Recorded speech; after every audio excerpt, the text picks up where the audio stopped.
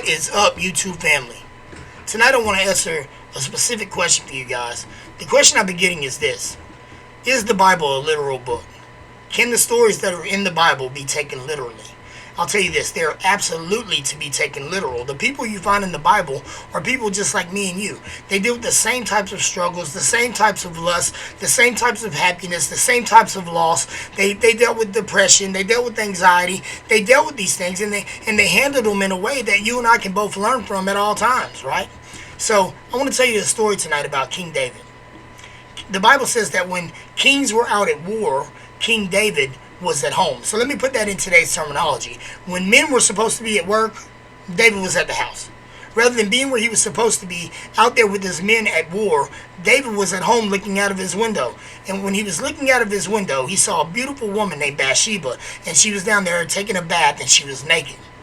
Well, David began to lust after her, right? Same as anyone else, right? So David sees her. Idle hands are a devil's playground. He was supposed to be at work. Instead of being at work, he's looking out of his window. He sees the beautiful woman. He begins to lust after her. Well, he's the king of Israel. So he sends his men down there. They bring her up, and he ends up having sex with her. Long story short, guess what happens? Yeah, you guessed it. She gets pregnant, right? So now she's pregnant, and we have a major problem on our hands because guess what? She's married. Her husband's name is Uriah. Uriah is one of David's men, and David has him off at the war. So while he's out there at the war, David's at home committing adultery with his wife. Does that sound familiar? Have you seen more Povich lately? I'm just saying, right? But anyway, she gets pregnant. Now, David, with a big problem on his hands, he calls Uriah in. His plan is this. He wants to bring Uriah in, get Uriah over there to the house to make love to her, to sleep with her, so that he would have been there at around the time when the baby would have been conceived. Because at this point, if he's at war, he could not have been there to conceive the baby. And if he was not there to conceive the baby had to be conceived by someone. So we've got a real problem on our hands, right? So he calls him in. He brings him in. He has a banquet with him. He says, man, you're doing a great job. I want you to go home. I want you to enjoy yourself. Well, guess what? Uriah is an upright man. Uriah says, I'm not going to do that, king. I'm not doing it. I'm not going to go home, and I'm not going to lay with my wife whenever the other men are away at war. While my men are out there fighting and dying, there is no way I'm going to be laid up in the house. So David, still with a major problem on his hands, right? He calls Uriah back the next night, and he pours alcohol down his throat, right? He gets him wasted, drunk. He gets him just as drunk as he possibly can, thinking that once he gets drunk, he'll go home and he'll be with his wife. I mean, it's an obvious conclusion, right? But guess what? No matter how drunk he got, Uriah was too upright of a man. His dedication was to Israel. His dedication was to his people. His dedication was to the king, right? And there was no way he was going to do this wicked thing. So he goes and he sleeps on the king's porch. Well, David's got a very serious problem because Uriah still has not lain with his wife. And if Uriah has not lain with his wife, this baby that's in her stomach's definitely coming out in about 9 months. Like, there's no way around this, and he's got to do something. So he calls Uriah in. He gives him a note. He says, I want you to take this note to Joab. So when you get back to the war, I want you to give this note to Joab. It's orders for the war. And it was. So Uriah brings the note. He gives it to Joab. Joab reads the note. The note says simply this: I want you to attack the enemy. Now I want you to put Uriah the Jebusite on the front lines. I want you to run at them, and then right before you hit their front lines, I want you and the rest of the army to pull back, leaving Uriah the Jebusite to run in alone. I want him to die and fall as a hero of Israel. He'll be a great warrior who will always be remembered. He will die as the hero of Israel, right? So now not only has he not been doing what he was supposed to do, not only has he committed adultery with one of his best friend's wives, but now he has also murdered his best friend because of the lust that's in his heart. And I'll tell you something. The story doesn't end right there. So David, thinking that he had got away with this scot-free, he's sitting in the palace one day, and along comes this guy named Nathan, right?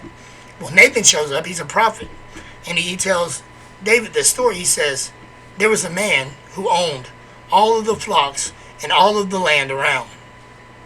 And there was another man, a man who just had one ewe lamb, just one little baby lamb. That's all this other man owns. He says that the rich man was having company come over, and when the company came over, rather than slaughtering one of his own sheep from his own herd, right? Instead of doing that, he sends his men down there to the old man's house to take the one little baby ewe lamb. He said that he took the lamb, they prepared it, and that the rich man fed the lamb to his company. Well, David becomes instantly furious. He says, who is this man who has done this wicked thing? You bring him up here, and we're going to chop his head off. Well, Nathan looks at David, and he says, the man's you. You're the guy. You're the guy, King David. You're the one. You're the one who slaughtered the ewe lamb. You're the one who took the only one that this man had. And David was pricked to the heart. He knew right then that it was true. He knew what he had done. He understood that he was the man who had taken the ewe lamb because he had taken Bathsheba. The tragedy is this. David had fallen in love with Bathsheba. Right? Now, David is heartbroken. His sin is always before his face.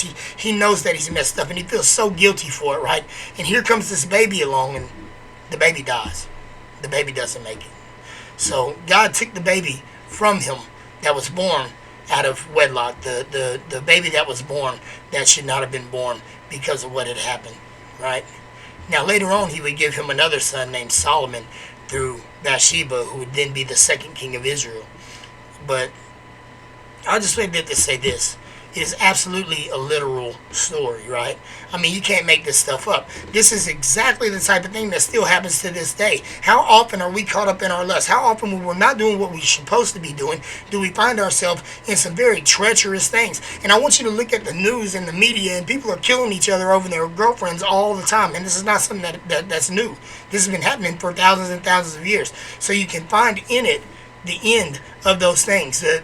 You see in it what actually takes place whenever that happens. And this is a Bible story, and you can absolutely take it literally. Now look, I want you guys to be involved in the conversation. I want you to leave me comments. I want you to like these videos. I want you to put comments down there. I want you to ask me questions, because I will answer questions just like this one. I will answer them right here, and you've got to leave them in the comments. I'll pick one at random, and I will go hard with it. We will come in. We will get a little bit better of an understanding. I want you guys to be a part of this. This is not my channel. This is your channel. I want you to know that. This is the Lord's channel ultimately. And the Lord wants us to come to a better knowledge of the Bible. We all want you to. I want you to. I want to come to a better understanding of it myself as well. So I thank you guys. I love you guys. I'm praying for you. You're all in my prayers. Thank you. I love you. Good night.